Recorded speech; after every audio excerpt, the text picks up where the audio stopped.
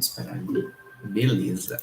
Bom, boa noite, pessoal. Boa noite a todos. A gente vai, então, dar início à nossa revisão de estequiometria e de soluções, né, referentes à disciplina de Química. Eu vou ficar responsável pela aula de hoje e pela aula do dia 8, que daí vocês vão ver termoquímica comigo. Revisão de termoquímica, certo? Eu vou colocar aqui para apresentar. Não vai uma janela, vou ter que colocar a tela inteira. Tela 1. Compartilhar.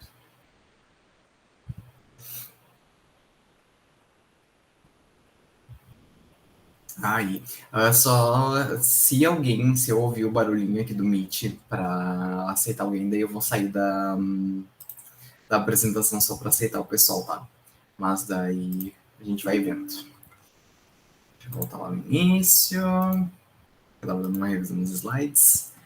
Bom, vou botar aqui o meu pointer.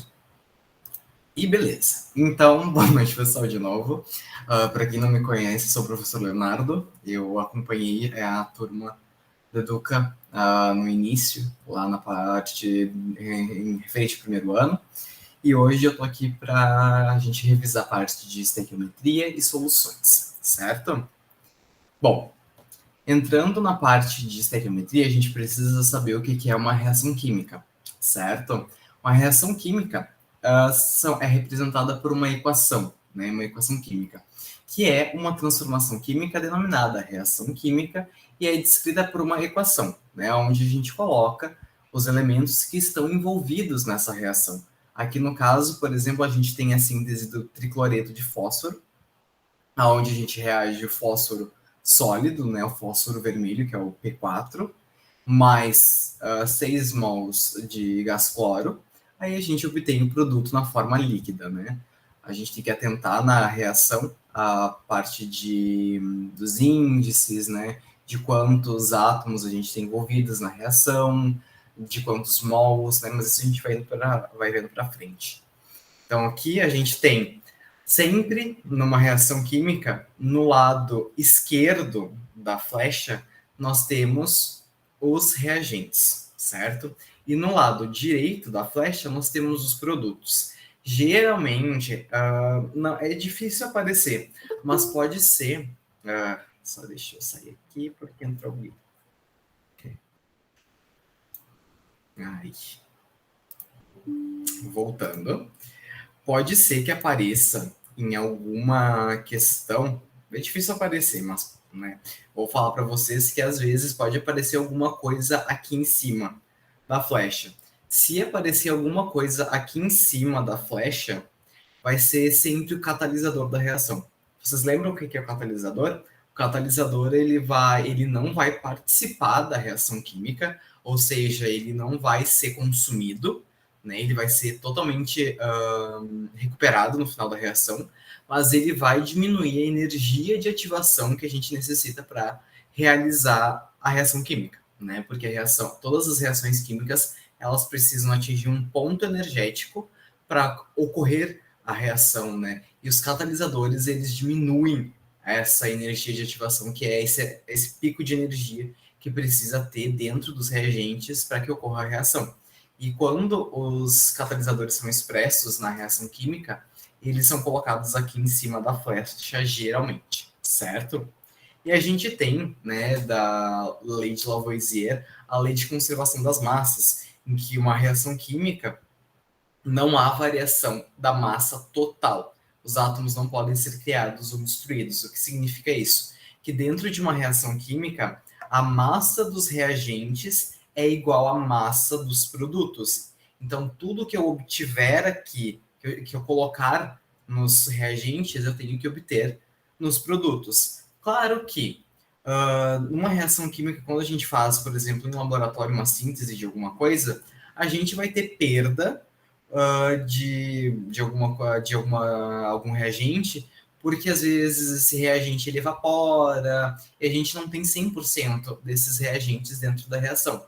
Mas, numa reação química teórica, né, tudo que está aqui nos reagentes, a massa, a soma das massas, tem que ser igual à soma das massas aqui dos produtos, certo? Aqui, quando a gente identifica uma reação química, geralmente a gente precisa balancear ela, né? Que daí a gente entra no balanceamento químico. E o que é balancear uma equação, uma reação química? É deixar tudo que está do lado dos produtos, desculpem, igual ao que está nos reagentes ou vice-versa. Né? Tudo que está do lado dos reagentes igual ao que está no lado dos produtos. Existem vários modos de balancear uma reação química. Né? A gente tem que se atentar aos coeficientes, né? Aos índices dos átomos que estão aqui. Por exemplo, aqui tem um átomo de potássio, um átomo de cloro, 3 átomos de oxigênio nos reagentes. Aí, nos produtos, eu tenho um átomo de cloro, de potássio, um átomo de cloro e 2 átomos de oxigênio. Então, eu tenho que balancear essa reação, porque eu não tenho 3 átomos de oxigênio aqui. Então, eu vou ter que balancear. Geralmente, o método mais utilizado para o balanceamento químico é através da tentativa e erro. E a gente tem...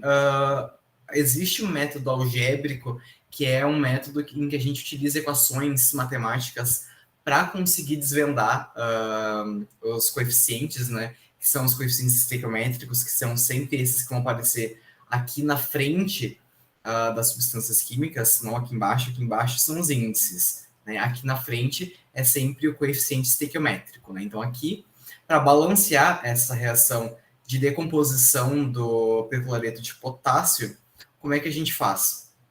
A gente vê, bom, eu tenho aqui KCl, eu tenho um potássio, um cloro, aqui um potássio e um cloro, não vou mexer neles, vou mexer no oxigênio. Então, o que eu vou fazer? Eu vou colocar, se eu tenho 3 oxigênios aqui, eu vou colocar um 3 aqui na frente. Aí eu vou ficar com 6 oxigênios aqui no lado dos produtos, né? Porque 3 vezes 2 dá 6. Aí eu vou mexer no número de oxigênios que eu tenho aqui nos reagentes, né? Porque não vai ser mais 3. Eu vou precisar de 6. Daí eu coloco um 2. Se eu multiplicar 2 por 3, eu vou ter 6 oxigênios, tanto nos produtos quanto nos reagentes. Só que daí eu vou mexer no número de potássio e cloro. Daí eu venho aqui no KCl e coloco um 2 na frente. 2 vezes 1 dá 2, 2 vezes 1 dá 2. Então eu tenho 2 potássios e 2 cloros aqui no lado dos produtos também. Né? E como a gente faz? A gente tem uma regrinha para balancear as equações que funciona dessa forma. Balancear os elementos que aparecem apenas uma vez de cada lado da equação e com um número igual de átomos. Com igual número de átomos. As fórmulas devem ter o mesmo coeficiente. Então foi o que a gente fez. A gente pegou o que aparece só uma vez, né? Que daí é o oxigênio, que está diferente aqui. Aí, balancear os elementos que aparecem uma vez, mas com diferente número de átomos. A gente pegou aqui o oxigênio, aparece só uma vez, mas tem diferentes números de átomos, né? Aqui eu tenho 2, aqui eu tenho 3. Então, a gente pegou ele para balancear. E balancear os elementos que aparecem 2 ou mais vezes. Mas, eu digo para vocês uma coisa. A gente tem uma outra regra, que é, primeiro, a gente faz o balanceamento dos metais, depois dos não metais e depois do hidrogênio e do oxigênio. O oxigênio a gente sempre deixa por último porque ele se balanceia sozinho às vezes. Geralmente quando a gente vai mexendo na equação, ele vai se balancear sozinho, certo? Ainda no balanceamento, a gente tem que prestar atenção naquilo que eu disse para vocês, né? O que saber diferenciar o que é coeficiente e o que é índice. O índice sempre vai ser aquele número que vai estar aqui embaixo, né? Como subscrito nos elementos químicos, né? Tipo, por exemplo, H2O. O 2 significa que eu tenho 2 hidrogênios na molécula de água, né? E isso vai me diferenciar, por exemplo, a água do peróxido de hidrogênio, que é a água oxigenada, que é H2O2. Aqui na água normal, na água comum que a gente bebe, a gente tem apenas um átomo de oxigênio. No peróxido de hidrogênio, que é a água oxigenada, eu tenho 2 átomos de hidrogênio e 2 átomos de oxigênio. Então, esses são os meus índices.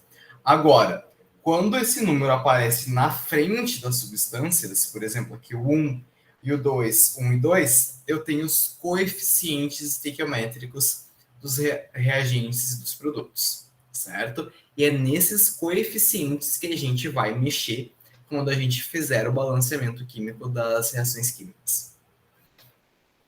Por exemplo, aqui, a gente vai escrever, para fazer o balanceamento, né? A gente vai escrever a fórmula correta daquela reação que a gente está pretendendo. Por exemplo, aqui é a combustão de uma molécula orgânica, de um gás orgânico. Aqui é o butano.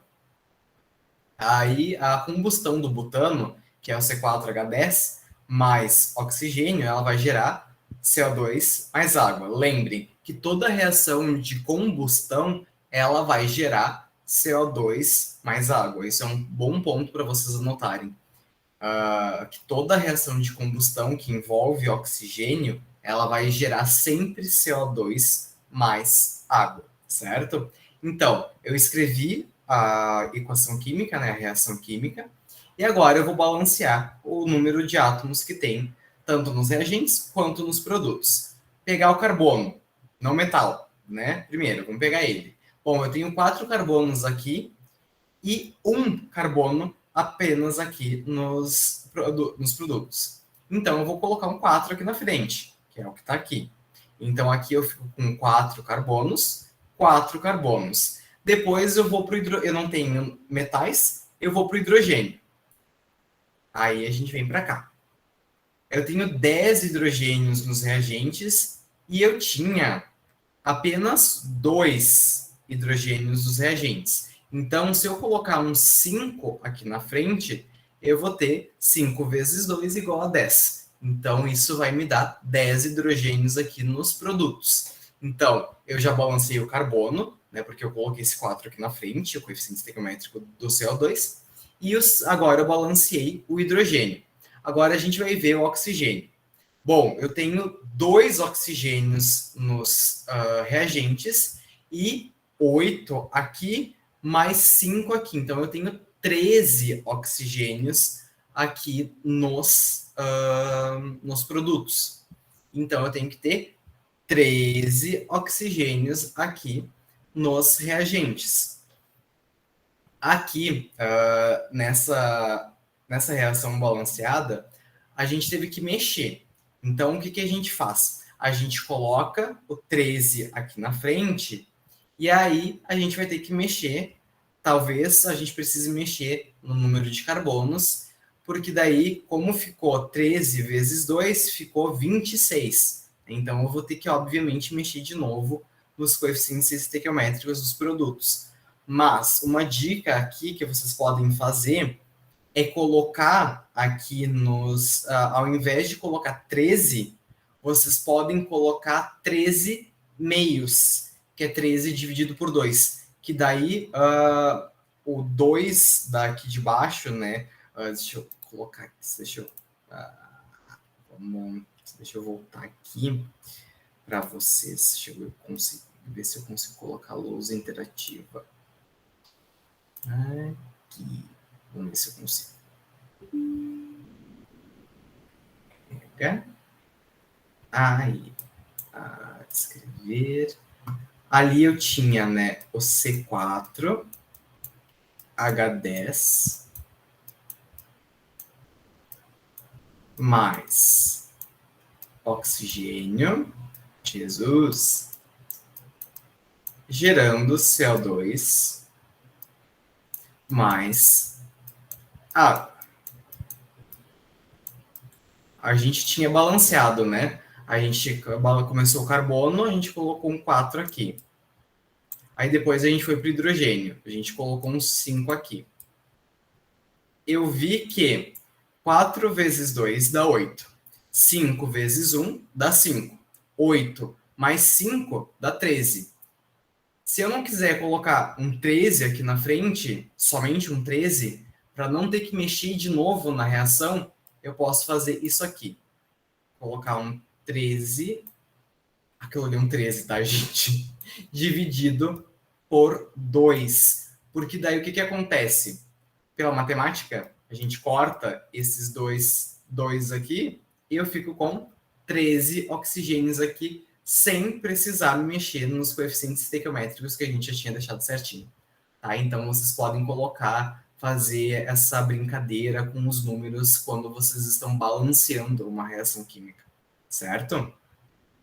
Agora, deixa eu parar aqui e voltar lá para a apresentação da.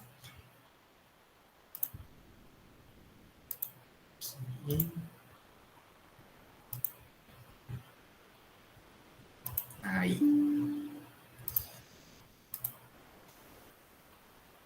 Bom, a gente balanceou, né? Eu mostrei para vocês como balancear daquela forma, sem precisar fazer tudo isso de novo, mexer nos coeficientes aqui.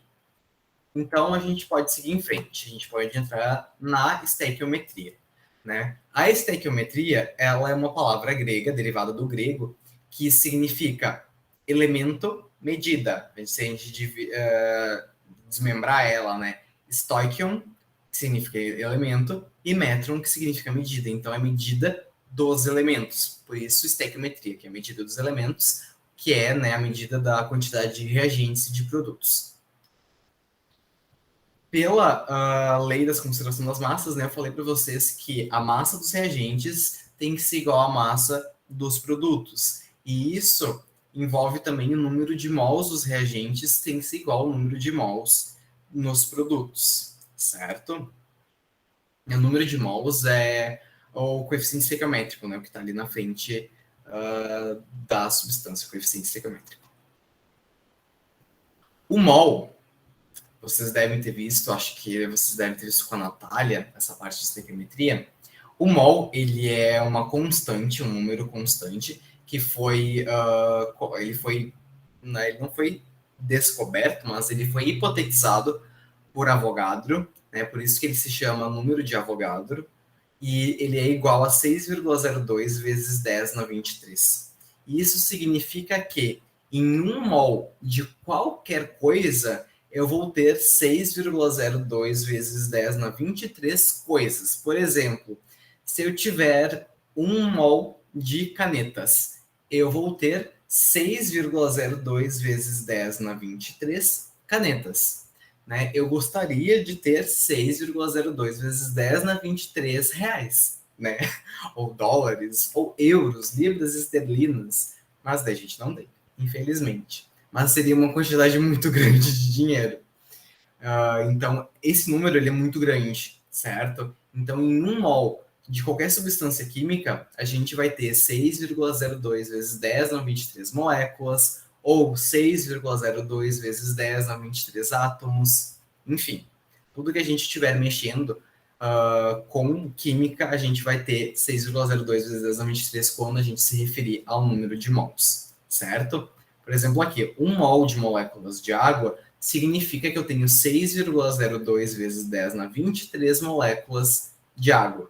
Ou seja, 602 sextilhões de moléculas de água. Isso é muita molécula. E pensar que um mol de água, se a gente for pensar em gramas, um mol de água é igual a 18 gramas de água. Então, quando a gente pega 18 gramas de água, a gente está pegando 602 sextilhões de moléculas de água. E se a gente for colocar em número de átomos, isso vai para um número muito maior.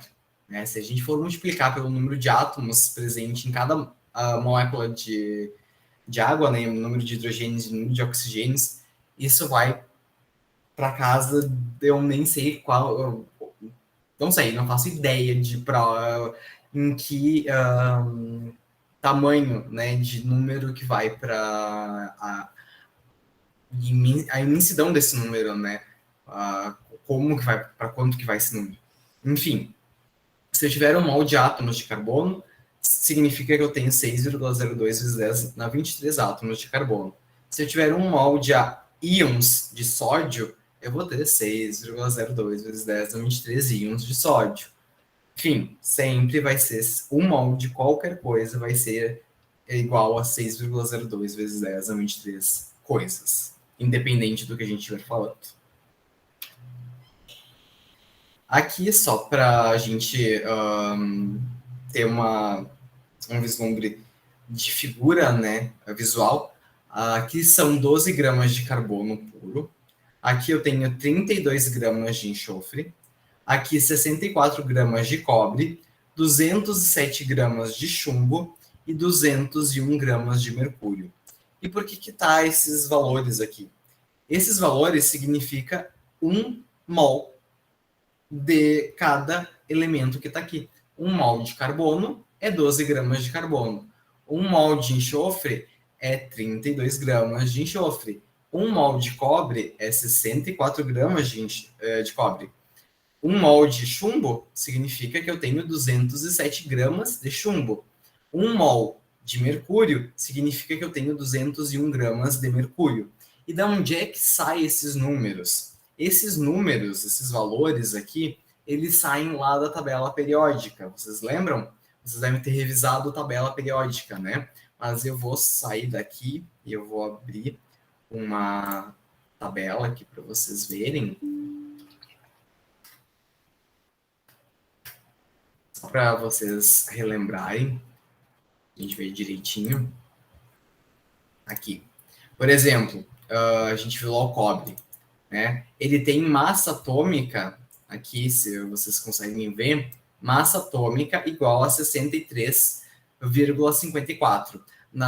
Ali na apresentação está 64, né? Porque a gente arredondou.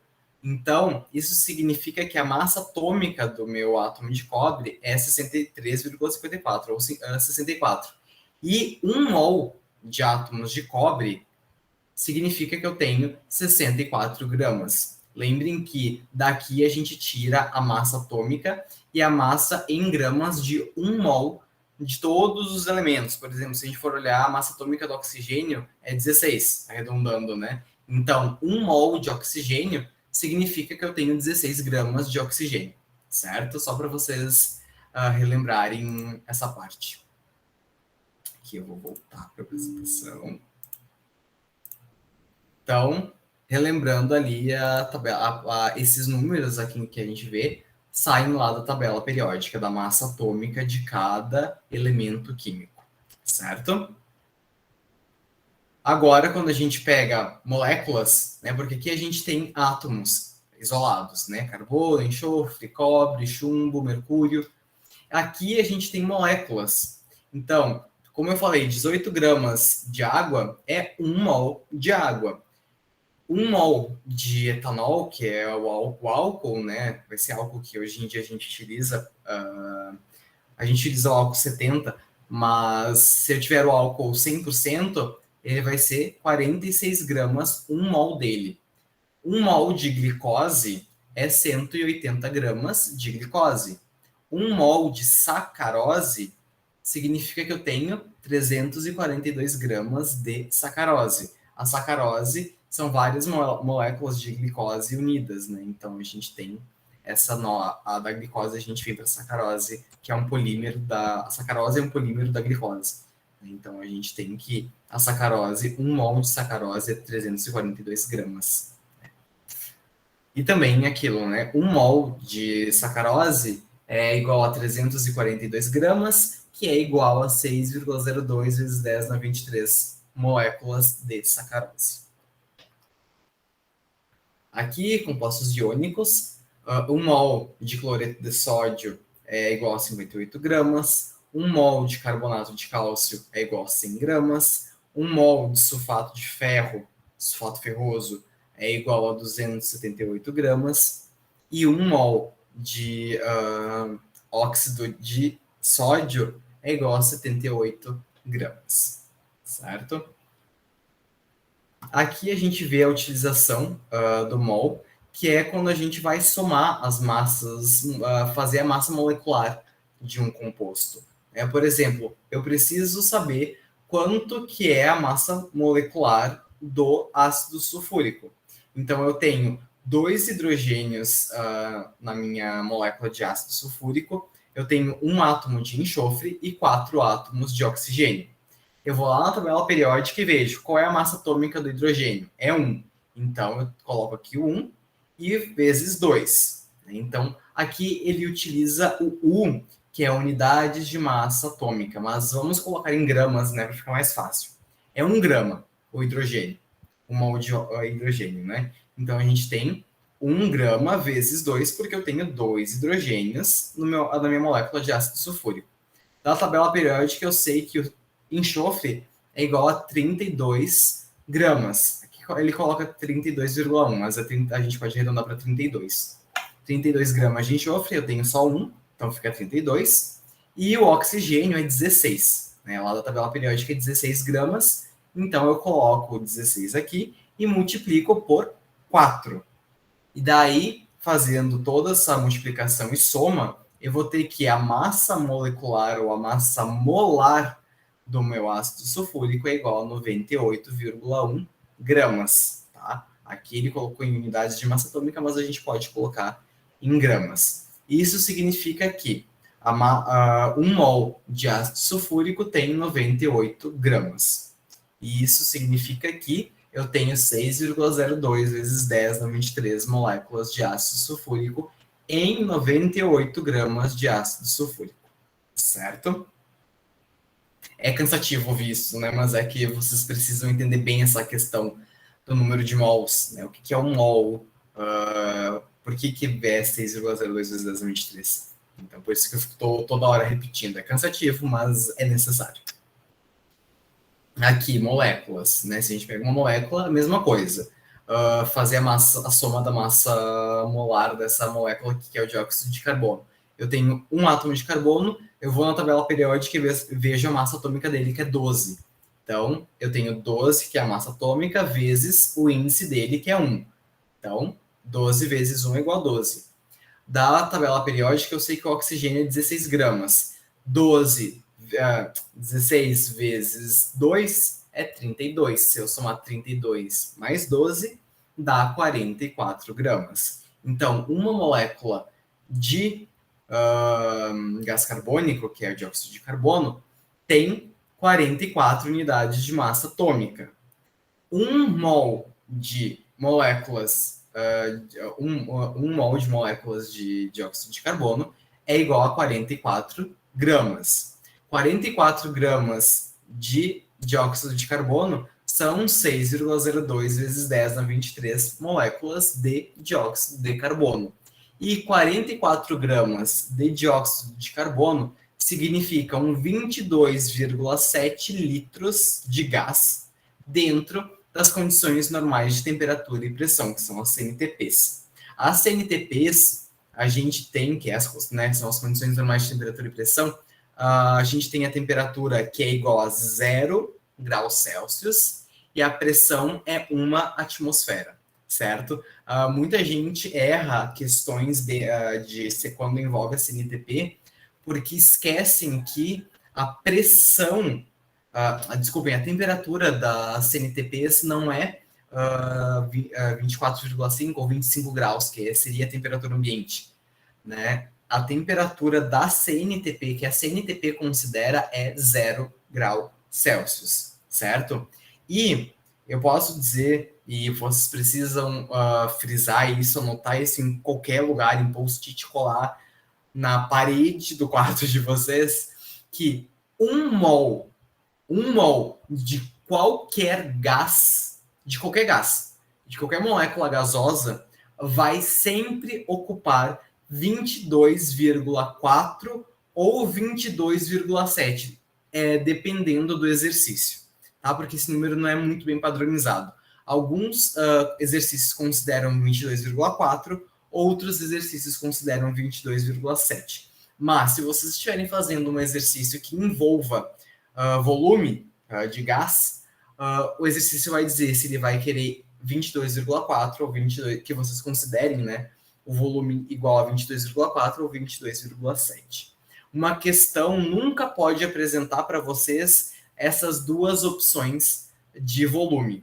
Ela, por exemplo, quantos litros ocupam 1 mol de gás dentro das condições normais de temperatura e pressão? Aí está lá, A, 22,4. B, 23 litros. C, 22,7. Nunca pode acontecer disso, porque se tiver, é uma questão anulada, porque a gente considera ou 22,7 ou 22,4. As duas estão corretas, certo? Então lembrem, 1 mol de qualquer gás ocupa 22,7 ou 22,4 litros. Eu sempre considero 22,4 litros, certo? Então, 1 mol de qualquer gás ocupa 22,4 litros dentro das condições normais de temperatura e pressão, que são as CNTPs. Aqui a gente tem um exercício simples, né, que a gente aplicando 1 mol. Quantos mols de níquel há em 4,5 gramas deste elemento? Da tabela periódica, a gente tem que o níquel pesa 58,71 gramas, ou unidade de massa atômica. Portanto, 1 mol de átomos de níquel tem 58,71 gramas. Aí, aqui ele fez pelo método de corte, mas a gente pode fazer uma regra de 3. Pela regra de 3 a gente consegue ver, chegar nesse mesmo resultado aqui, né, que seria 1 mol de níquel tem 58,71 gramas. 4,5 gramas de níquel tem X mol. Aí fazendo a multiplicação cruzada, né, deixa eu fazer aqui só para mostrar para vocês. Onde é que vocês vão ter caneta. Vai ficar horrível, tá, pessoal? Mas aqui, 1 mol de níquel é igual a 58,71 gramas. 4,5 gramas é igual a X. X vai ser igual a 4,5 vezes 1 dividido por 58,71. E isso vai dar 0,077 mol. Tá? Aqui ele fez por esse método que geralmente os professores da graduação utilizam, que daí tu corta a unidade aqui, corta a unidade aqui, daí fica, tu consegue fazer. Mas dá a mesma coisa que a regra de 3, porque vocês viram, né, que eu peguei e dividi 4,5 aqui por 58,51. 71. E aqui é a mesma coisa, né? 4,5 vezes 1 dá 4,5. Dividido por 58,71 chega no valor do número de mols de níquel em 4,5 gramas deste elemento. Agora, quando a gente utiliza a conversão para massa, quantos gramas de ouro existem em 0,25 mol deste metal? Se a gente pegar na tabela periódica, 1 mol de ouro tem 197 gramas. 0,25 mol tem X gramas. Aí a gente faz a multiplicação cruzada, né? Eu tenho que 0,25 vezes 197 vai me dar 49,25 gramas de ouro em 0,25 mol, certo? Então, a gente pode resolver por regra de 3. É a mesma coisa que corta as unidades e só multiplica aqui o 0,25 por 197. Mas sempre que vocês tiverem cálculo estequiométrico, resolvam por regra de 3. Nunca façam por outro método. Só se esse outro método vocês dominem, tá? Sempre utilizem a regra de 3, que é certo, é uma questão certa para vocês. Aqui a gente tem outro exemplo.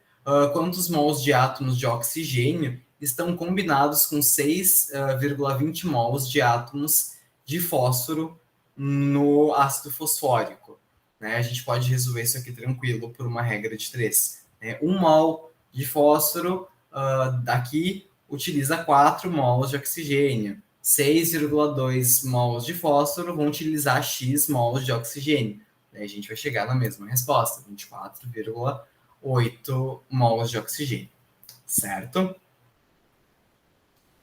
Bom, aqui é só mais uma revisão mesmo para a gente ver, né? A gente tem a reação química que expressa, que é a síntese da amônia, que é essa aqui. Né? A gente tem que o nitrogênio reage com o hidrogênio e tem da origem a amônia. Aqui nos reagentes, nós temos 1 mol de nitrogênio, 3 mols de hidrogênio e 2 mols de amônia. E se a gente pegar lá da tabela periódica, do nitrogênio, átomo de oxigênio ou 1 mol de nitrogênio, só o nitrogênio, é igual a... Acho que vou botar aqui um N, na verdade. É igual, meu Deus. Igual a 14, a massa atômica dele é igual a 14 gramas. Por isso que aqui é 28 gramas, porque eu tenho 2 átomos de nitrogênio, né? Por isso que eu vou multiplicar isso aqui por 2, o que vai me dar 28 gramas, certo?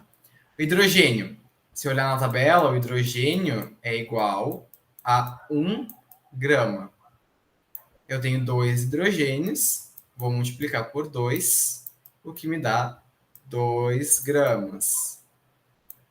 Daí aqui, quando eu tenho um composto molecular, né, eu tenho 3 hidrogênios, eu sei que é 1 grama cada hidrogênio, então eu tenho 3 gramas aqui de hidrogênio, mais 14 gramas do nitrogênio, dá igual a 17. E como eu tenho o coeficiente 2 aqui na frente, eu tenho 34 gramas. A mesma coisa aqui. Tenho 6 átomos de hidrogênio ao total, né? Porque eu tenho 3 mols de hidrogênio molecular. Então, eu tenho 6 gramas de hidrogênio.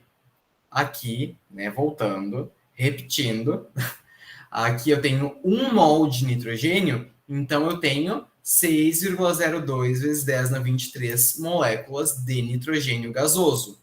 Agora, aqui eu não tenho 1 mol de hidrogênio, eu tenho 3 mols. Então eu vou multiplicar a constante de Avogadro por 3. E isso vai me dar 18,06 vezes 10 na 23 moléculas.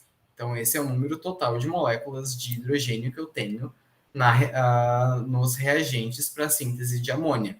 E quando a amônia é sintetizada de fato, eu sintetizo 2 mols de amônia. Então, eu vou pegar a constante de Avogadro e vou multiplicar o número de mols, né? E vou multiplicar por 2. O 6,02 vezes 10 a 23 vezes 2 dá igual a 12,04 vezes 10 na 23. Certo? E aqui, lembrando, 1 mol de qualquer gás ocupa 22,4 litros nas CNTPs. Aqui está 22,7, mas a gente considera 22,4. Aí, como aqui são 3 mols, eu vou multiplicar esse valor aqui por 3, o que vai me dar 68,13 litros. E aqui, como são 2 mols, eu vou multiplicar esse valor aqui, que é para 1 mol, vou multiplicar por 2, e isso vai me dar 45,42 litros, certo? E aqui tem 1 volume, 3 volumes e 2 volumes. Aqui é quando a gente trata de compostos na forma gasosa, certo? Aqui o nitrogênio é gasoso, o hidrogênio é gasoso e a amônia que é sintetizada é gasosa. Então, quando a gente considera isso, por exemplo, para equilíbrio químico, a gente pega aqui eu tenho 1 volume de nitrogênio, 3 volumes de hidrogênio e 2 volumes de amônia, certo? Se vocês tiverem alguma dúvida, pessoal, podem falar, podem colocar lá no chat ou falar no microfone, não tem problema nenhum. Podem me interromper a qualquer momento. Aqui tem um exercício para a gente fazer. Qual a massa de amônia produzida a partir de 33,6 gramas de nitrogênio? Então, eu tenho que escrever a minha reação química e balancear ela, né? Aqui, no caso, a reação química já está balanceada, né? Então, eu tenho 1 mol de nitrogênio, 3 mols de hidrogênio e 2 mols de amônia. O que ele me pergunta é quantos mols de amônia, ou seja, aqui, são produzidos a partir de 33,6 gramas de nitrogênio. Então, eu estou falando desse carinha aqui. Bom, sempre na primeira linha do cálculo, a gente vai ter os dados que a gente tem da reação química, tá? Sempre na primeira linha, vocês vão colocar os dados que a gente tem do problema que a gente tira da equação química, da reação química, certo? E aqui, na segunda linha do cálculo, a gente vai colocar o dado que o problema dá, que é o 33,6 gramas de nitrogênio, e a incógnita que o meu problema pede, né? Que é quantos gramas de amônia eu sintetizo a partir de 33,6 gramas de nitrogênio. E aqui é só a gente fazer a multiplicação cruzada, né? Que é a regra de 3 básica, que resolve todos os problemas da química e da física. A gente tem, então, o valor de 40,8 gramas de amônia sintetizados a partir de 33,6 gramas de nitrogênio. Vocês podem perceber que aqui ele utiliza mais de 1 mol de nitrogênio para sintetizar a amônia, né? Então, aqui, tipo, 1 mol de nitrogênio é igual a 28 gramas. E aqui ele está utilizando 33,6. Isso significa que é mais de 1 mol. A gente pode até fazer aqui que 1 mol de nitrogênio são 28, meu Deus do céu, 28 gramas. Agora, 33,6 gramas é igual a X. Aqui a gente vai fazer a multiplicação cruzada, né? Vai ficar X igual a 33,6 dividido por 28. Opa, não coube aqui. Por 28, tá? Daí, eu não tenho uma calculadora aqui. Deixa eu só sair aqui do modo apresentação. Manter. Deixa eu vir aqui na minha calculadora. 33,6 dividido por 28, isso dá 1,2. Então, 1,2 mol é o que ele utiliza para a síntese de amônia aqui. Aqui, X. Meu Deus do céu, não tenho habilidade nenhuma com o mouse. Meu Deus, me perdoem, pessoal. 1,2 mol de nitrogênio, vírgula. Então, 33,6 gramas de nitrogênio equivalem a 1,2 mols de nitrogênio, certo? Aqui, um exercício que envolve volume. Qual o volume de hidrogênio nas CNTPs consumido na produção de 6 mols de amônia? Bom, hidrogênio e amônia. Eu tiro aqui do meu problema a primeira linha, né? De hidrogênio, eu tenho que são 68,13, porque 1 mol é 22,4, vezes 3 dá aproximadamente 68,13, né? Porque aqui ele deve considerar 22,7, né? Mas se a gente considerar 22,4, dá aproximadamente isso aqui. E então, esse valor aqui, de volume, né, de hidrogênio, é para 2 mols de amônia. 6 x litros de hidrogênio são utilizados, são consumidos, né, para a síntese de 6 mols de amônia. Mesma coisa, a gente faz a multiplicação cruzada, né? Eu fico com o valor de 204,39 litros de hidrogênio, aqui, DH2, consumidos na síntese de 6 mols de amônia, certo? Agora, qual o volume de hidrogênio consumido na produção de 6 litros de amônia? Eu pego da minha reação, né, 3, que seria o meu coeficiente estequiométrico aqui, para 2, x para 6. Mesma coisa, multiplicação cruzada, eu tenho que x é igual a 9, ou seja, 9 litros de hidrogênio são consumidos para sintetizar 6 litros de amônia, certo? Aqui, pessoal, eu trago uma questão para vocês, para a gente terminar a parte de Stekio, que é da URGS do ano passado. Do ano passado, não. Tô bem viajando, né? A gente está em 2022. Do vestibular de 2020, que diz o seguinte: nos aterros sanitários, o processo de biodegradação da matéria orgânica ocorre geralmente em condições anaeróbicas, ou seja, na ausência de oxigênio ou de ar, produzindo gases causadores do efeito estufa, como metano e gás carbônico, conforme mostrado na equação abaixo, exemplificada para a glicose. Então, a gente tem a glicose, que é C6H12O6, que produz, então, pelo processo de biodegradação, né, que é pelos micro-organismos do solo, vai produzir 3 mols de metano e 3 mols de dióxido de carbono. O volume de gases do efeito estufa gerado pela decomposição anaeróbica de 0,9 quilogramas de glicose nas CNTPs, ou seja, 0 grau e 1 atm, será de aproximadamente. Aí, para a gente resolver a questão, a gente precisa lembrar que 1 mol de qualquer gás ocupa 22,4 litros nas CNTPs. Depois a gente pega a reação química da biodegradação da glicose e pega e calcula a massa molecular, a massa molar da glicose, né? Então aqui a gente vai lá na tabela, vê os valores do carbono, do hidrogênio e do oxigênio, faz as multiplicações pelos índices, né? Aqui 6 carbonos, 12 hidrogênios e 6 oxigênios. A gente tem então que 1 mol de glicose é igual a 180 gramas. Então, a glicose pesa 180 gramas por mol de glicose, certo?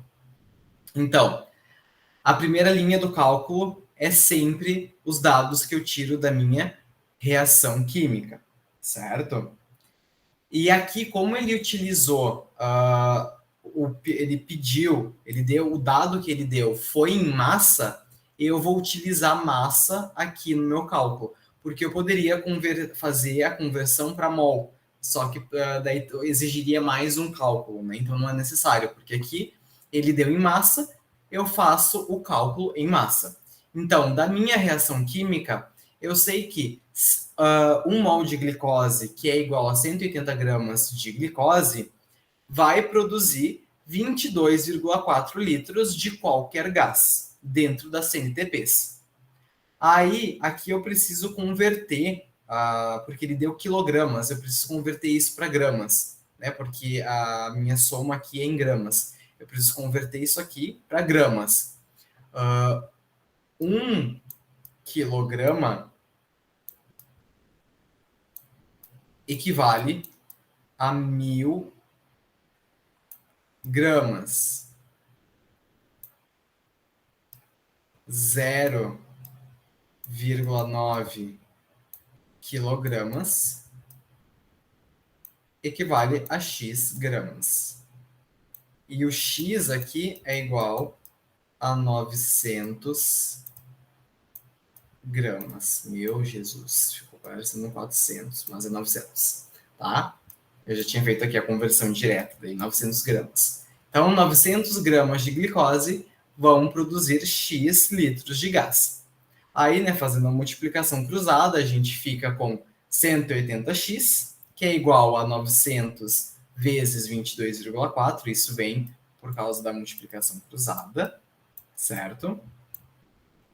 Aí aqui eu fiz o cálculo se eu multiplicar 900 por 22,4, vai dar 20.160. Aí, isolando o x, né, o 180 está aqui multiplicando o x, ele passa para o outro lado dividindo. 20.160 dividido por 180 me dá 112 litros de gás. Ou seja, 900 gramas de glicose vão produzir 112 litros de gás.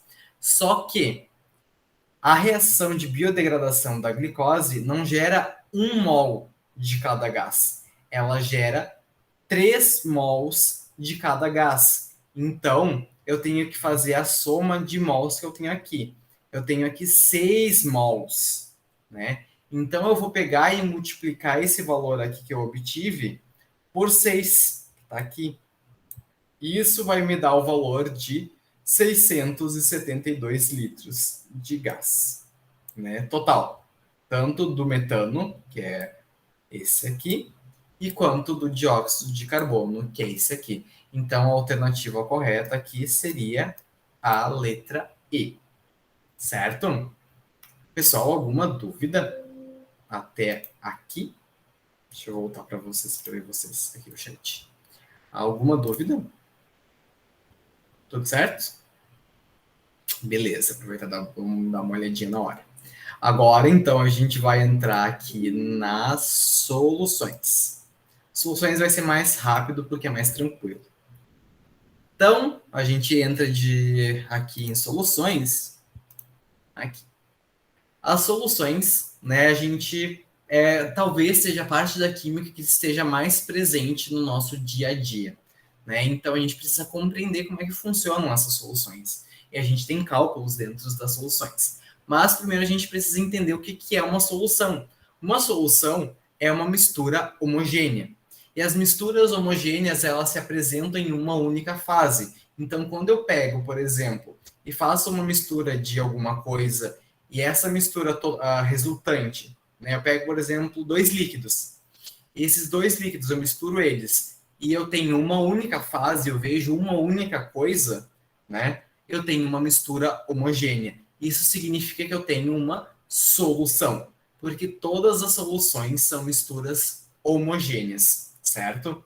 E as misturas heterogêneas são aquelas misturas que se apresentam em 2 ou mais fases. Né? Isso aqui é a parte lá do primeiro ano de conteúdo de ensino médio, lá do primeiro ano, onde vocês veem misturas homogêneas e misturas heterogêneas. Misturas homogêneas, então, voltando, se apresentam em uma única fase, e as misturas heterogêneas se apresentam em 2 ou mais fases, né? Misturas homogêneas e heterogêneas são completamente diferentes. Aqui, como exemplo, nós temos como mistura homogênea o ar, porque a gente está aqui, a gente não está enxergando diversas coisas, né? Mas agora, por exemplo, se eu estou na praia e vem uma ventania e levanta a areia da praia, a areia ali, né? E mistura essa areia com o ar, isso já não é mais uma mistura homogênea, é uma mistura heterogênea, porque eu consigo diferenciar o que não é areia do que é areia. Né? Então, o ar, como a gente está vendo aqui, é uma mistura homogênea que compreende diversos gases, por exemplo, o dióxido de carbono, o metano, o nitrogênio, o oxigênio, o argônio, enfim, né? É uma mistura de gases, porém essa mistura é uma mistura homogênea. Agora, quando eu misturo água mais areia, aí eu já tenho uma coisa completamente diferente, porque a areia não é miscível na água, né? Então eu consigo ter uma mistura heterogênea, onde eu vejo 2 fases: a fase da água, que fica em cima, e a fase da areia, que fica embaixo. Aí aqui a gente tem a representação da água, né? Onde eu tenho o átomo de oxigênio, os 2 átomos de hidrogênio, e do dióxido de silício, onde eu tenho o silício aqui em roxo e os oxigênios em amarelo, que é o componente da areia, que é isso aqui. Meu Deus, sempre esqueço onde é que é a opção de ponteiro. Aqui, caneta. A areia ela é basicamente SiO2,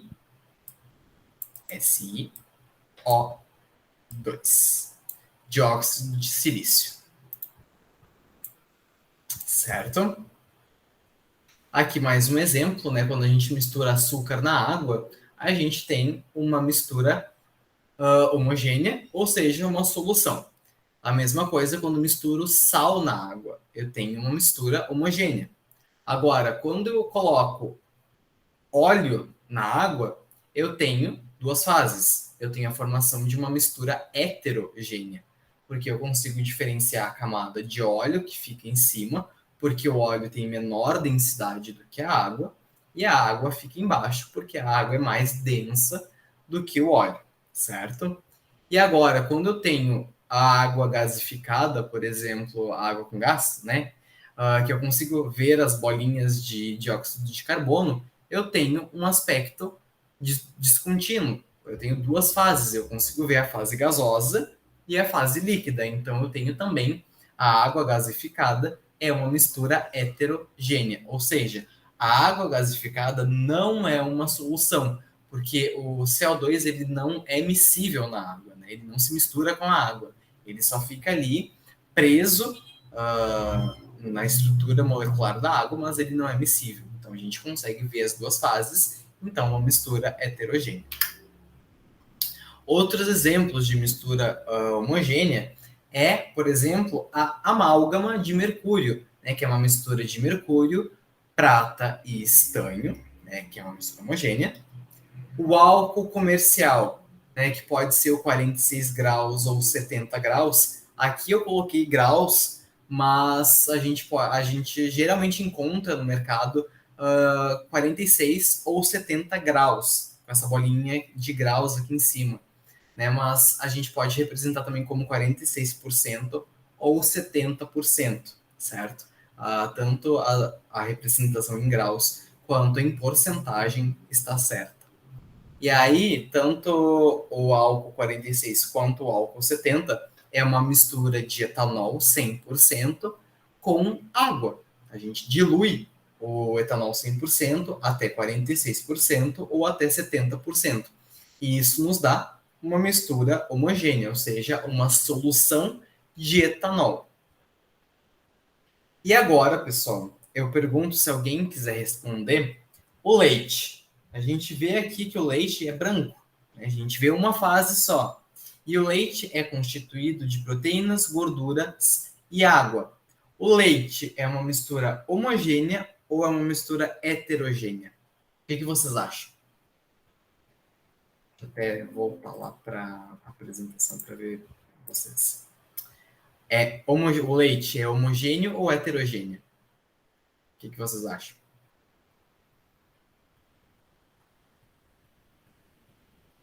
A Jenny disse que é hétero. Vocês concordam, pessoal? Heterogêneo?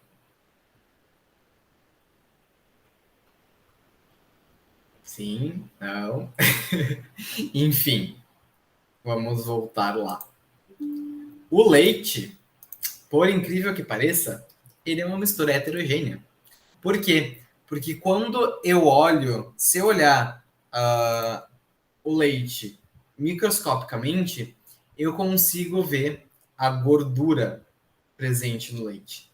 Né? Então eu consigo ver as bolinhas de gordura dispersas no líquido, né? Que é contido basicamente de água e proteína. Então eu consigo ver essas bolinhas de gordura, o que confere então ao leite, né, a características de ser uma mistura heterogênea, assim como por exemplo a maionese. A maionese é uma mistura, apesar da gente ver ali apenas uma fase, a maionese é uma mistura heterogênea, porque ela contém muita gordura e a gente consegue microscopicamente ver essa gordura. Certo? Aqui, por que não passou? Aqui. Bom, as soluções, elas têm como componentes básicos apenas dois, no mínimo, que é o solvente e o soluto. O solvente da minha solução vai ser aquele componente que se apresentar em maior quantidade. E isso pode ser o meu solvente, pode ser água, pode ser. Vocês devem conhecer solvente. Quando a gente fala em solvente, vocês devem lembrar de alguma coisa, por exemplo, para tirar tinta. Né? Você já deve ter ouvido, vou usar solvente para tirar tinta de algum lugar. Né? Só que esse solvente, né, o nome solvente, a palavra solvente, ela engloba muitas coisas, né? E a água é um solvente. E o solvente, que geralmente chamam de solvente, é um composto orgânico que reage com a tinta para miscibilizar a tinta, né? Então, por isso que ele tira. Geralmente é usado o hexano para tirar a tinta, né? Que é esse solvente que a gente popularmente conhece como solvente. Mas tudo que a gente puder misturar com alguma coisa é um solvente ou um soluto. No caso, se essa coisa for em maior quantidade, ele vai ser solvente. E o soluto é aquilo que tiver em menor quantidade. Por exemplo, quando a gente vai preparar um suco, um pacotinho desses aqui de 25 gramas produz 1 litro de suco. Né? Então, se eu pegar 25 gramas e colocar em 1 litro d'água, eu vou ter 1 litro de suco. E aqui, no meu caso, né, do suco aqui de laranja, docinha, do Tang, eu vou ter como solvente a água, porque ela vai estar em maior quantidade, né? Imagina, 1 litro de água para 25 gramas de suco. Né? Então, quem é o meu solvente? É a água. O meu soluto é o suco. E as minhas soluções, elas podem ser líquidas, sólidas ou gasosas. Sim, a gente tem soluções sólidas e soluções gasosas, apesar de a gente não conhecer elas com esses nomes, né, de soluções, mas existem. Uma solução líquida pode ser, por exemplo, o soro fisiológico, o álcool comercial ou até mesmo o vinagre. O vinagre ele é uma mistura de água mais ácido acético. Né? Então, por isso que ele tem aquele odor muito forte, porque é um ácido orgânico, né? Que é um ácido fraco. Agora, de solução líquida, eu tenho o ouro, 18 quilates, o aço, o latão e o bronze. O ouro 18 quilates é uma solução líquida porque o ouro 18 quilates ele é uma mistura de ouro mais cobre, mais estanho, às vezes, conforme eu vou diminuindo os quilates do ouro, por exemplo, um ouro 12 quilates, eu tenho menos ouro e mais cobre, por exemplo. Um ouro 10 quilates, que é um ouro bem avermelhado, ele tem bastante cobre na composição. Então, essa mistura, apesar de que eu consiga ver apenas uma fase, nela ela é considerada uma solução, porque ela é uma mistura homogênea, sólida. O aço é uma mistura de carbono mais ferro. O latão é uma mistura de diversos metais, zinco, alumínio. E o bronze também é uma mistura de outros metais. Então aqui a gente tem o exemplo do ouro, o exemplo do aço e aqui o latão. Os cadeados, né? Essa parte aqui dourada é feita de latão, de alumínio, zinco, às vezes estanho também é misturada na solução para dar liga e melhorar a estrutura da liga metálica. E também a gente tem as soluções gasosas, o ar atmosférico como exemplo. As soluções elas podem ser insaturadas, saturadas ou supersaturadas. As soluções insaturadas são aquelas que a quantidade de soluto dissolvido é menor do que o possível. Né? Então, por exemplo, se eu coloco 1 litro de água para 5 gramas de cloreto de sódio, que é o sal de cozinha, eu vou ter uma solução insaturada, porque 1 litro de água consegue dissolver muito mais do que 5 gramas de sal de cozinha, de cloreto de sódio. Agora, eu tenho uma solução saturada quando a quantidade que eu coloco de soluto é a máxima possível dentro das condições que aquela solução, que aquele solvente está. Né? Por exemplo, uma água a 0 grau,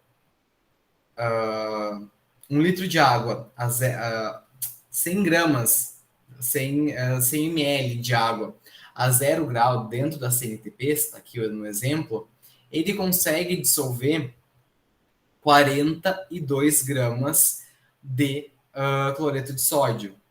Desculpem, 35,7 gramas de cloreto de sódio 100 gramas para cada 100 gramas de água. Esse é o coeficiente de solubilidade do cloreto de sódio nas CNTPs. Então, a cada 100 gramas de água, eu consigo colocar 35,7 gramas de cloreto de sódio em uma temperatura de 0 graus. Isso é muito sal para pouca água, né? Mas isso me dá uma solução saturada, porque eu coloco a quantidade máxima de soluto que cabe dentro daquela condição do meu solvente. E uma solução saturada é aquela quando o soluto está dissolvido superior ao limite máximo, ou seja, ultrapassa o coeficiente de solubilidade, certo? Aqui, então, a gente tem os exemplos de soluções insaturadas, de soluções em 1 litro de água a 0 grau, que tá... Todos esses exemplos aqui estão dentro das CNTPs, tá? A 1 atmosfera e a 0 graus. 1 litro de água a 0 grau, se eu colocar 200 gramas de cloreto de sódio, eu vou ter uma solução insaturada, porque a cada 100 gramas de água, eu consigo solubilizar 35,7 gramas de cloreto de sódio. E 200 gramas é muito pouco para 1 litro de água, então eu vou ter uma solução insaturada. Agora, quando eu coloco 357 gramas de cloreto de sódio em 1 litro de água a 0 graus, eu vou atingir a saturação da minha solução, porque eu atingi o coeficiente de solubilidade dentro das condições em que aquele solvente está, né? Que aqui, no caso, são as CNTPs. Agora, se eu aumento a quantidade, por exemplo, se eu coloco 400 gramas de cloreto de sódio em 1 litro de água a 0 grau Celsius, eu vou ter uma solução saturada com corpo de fundo. Por quê? O restante, que aqui é 43 gramas de cloreto de sódio que passam do coeficiente de solubilidade a 0 graus, vão precipitar, porque a água não vai conseguir solubilizar.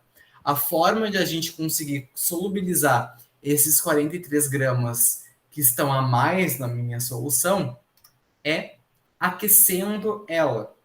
Então, se eu aumento a temperatura do meu solvente, eu aumento o quanto de soluto eu consigo solubilizar naquela quantidade de solvente, né? Então, aqui no caso, eu pego essa solução saturada com corpo de fundo que estava a 0 grau e eu aqueço ela até 25 graus, e depois eu esfrio ela até 0 graus, que são as condições normais de temperatura e pressão, eu vou ter uma solução super saturada. Só que uma solução super saturada, ela é hiper instável. Qualquer perturbação externa nessa solução vai fazer com que esse limite de soluto que está excedido, né, que está dissolvido a mais do que o coeficiente de solubilidade, ele vai precipitar. Né? Então, por exemplo, se eu pegar essa solução super saturada aqui de cloreto de sódio em água e mexer nela, o cloreto de sódio que está a mais, ele vai precipitar. Né? Então, a gente consegue sair da solução supersaturada muito fácil para uma solução saturada. A solubilidade das moléculas, enfim, em solução aquosa, elas ocorrem através de interações iônicas, que é quando a parte polar, porque a água é uma molécula polar, né? Ela tem o polo positivo, que são os átomos de hidrogênio, e o polo negativo, que é o átomo de oxigênio. Quando eu tenho interações iônicas, por exemplo aqui, quando eu coloco cloreto de sódio na água, eu coloco íons positivos de sódio e íons negativos de cloro. A parte negativa da água vai se orientar em direção aos íons de sódio para solubilizar eles, né? Ela vai fazer uma bolinha de água só com os átomos de oxigênio direcionados para o sódio. E no caso do cloro, como ele é negativo, os átomos de hidrogênio vão se posicionar para fazer essas interações e fazer com que o cloreto de sódio se solubilize em água. Então, esse tipo de interação é o tipo de interação que a gente conhece como interação iônica. E aqui do lado nós temos as interações de hidrogênio, que é quando nós temos compostos orgânicos interagindo com água, né, sendo solubilizados em água. No caso aqui a gente tem a ureia, e a ureia a gente consegue solubilizar em água, tanto que a urina, por exemplo, que a gente produz, né, que é um produto de excreção do metabolismo, ela é solubilizada na água, né, do nosso corpo. Então, a forma com que a ureia se solubiliza na água é através de interações de hidrogênio, né, que a gente representa com essas, não com linhas retas, né, mas sim com linhas com um tracejado, para representar que não é uma ligação, mas sim uma interação que faz com que essa molécula seja solubilizada na água. A gente também tem dentro das soluções, deixa eu dar um extra aqui para ver o horário. A gente está quase estourando o nosso horário, mas eu prometo que a gente vai rapidinho aqui. Se qualquer coisa a gente termina na próxima aula. A gente tem então aqui a concentração das soluções, né? Que a concentração de uma solução é medida pela quantidade de soluto dissolvida no solvente. Então a gente pode ter uma solução pouco concentrada, como a gente vê nesse primeiro copinho aqui, ou uma solução muito concentrada, como a gente vê nesse outro copinho aqui. Por exemplo, eu tenho esse copo do meio aqui. Eu consigo, adicionando água, sair dessa coloração vermelha rubra aqui para um vermelhinho mais claro. Se eu adicionar mais água aqui, eu chego aqui. Ou seja, eu estou diluindo a minha solução. Agora, se eu vou adicionando mais soluto, eu vou aumentando a concentração da minha solução, certo? Então, a gente tem métodos também para calcular a concentração de uma solução. E a gente tem o tipo de cálculo de concentração simples e a concentração molar. Só que como a gente já está estourando o horário da aula, né, que já é 9h58, o nosso horário é até às 10, eu vou terminar a nossa aula por aqui. A gente parou no slide 38. Eu vou aqui parar o compartilhamento e vou voltar para vocês. Eu vou parar aqui a nossa gravação, certo, pessoal? Aí a gente termina na semana que vem, tá? Ah, peraí, tem uma pergunta. Se aumentar a temperatura, né, é o que eu falei ali. Se a gente pegar aumentar a temperatura de uma... se eu tenho, tipo, a 0 grau e aumentar para 25 graus ou 37, eu tenho a melhora da solubilidade desse meu soluto. Então, eu vou conseguir, sempre com um aumento de temperatura, eu melhoro a solubilidade de qualquer soluto que eu colocar na água, por exemplo, né? E Daniel, a tua pergunta... O Daniel ainda está aí? Sim, a tua pergunta, a olho nu, significa... tu se referiu à questão das misturas? Né? Se for a questão das misturas, sim, é a olho nu. Quando a gente olha para a mistura e... em relação ao leite. Sim, em relação ao leite... Exemplo, a olho nu, a gente não consegue ver, né, a gordura. Mas quando a gente ferve o leite, o que acontece? Forma aquela nata em cima, né? Que aquilo ali é a gordura do leite. A nata nada mais é do que a gordura do leite. Então a gente consegue ver que sim, o leite é uma mistura heterogênea, certo? A gente tem que avaliar também, é olho nu, porque a gente consegue, né? O leite a gente consegue separar a gordura da água, né? Da água e da proteína do leite. Mas sim, a gente consegue, se a gente olhar o olho nu, sem aquecer, pode parecer uma mistura homogênea, mas quando a gente aquece isso e vê que é uma mistura heterogênea, certo? Então a gente termina essa parte de soluções na próxima aula e a gente revisa a termoquímica exatamente igual o sangue. O sangue a olho nu, ele pode parecer uma mistura homogênea, mas ele é uma mistura heterogênea. Muito boa lembrança, Jane. Obrigado, porque eu não tinha lembrado desse exemplo. Certo, pessoal? Então, boa noite para vocês. A gente se vê na semana que vem, no dia 8, com o término de soluções e também para revisar a parte de termoquímica, certo? Até mais. Boa noite, pessoal. Vou interromper aqui a gravação e depois eu posto para vocês lá os slides e a gravação também. Aqui.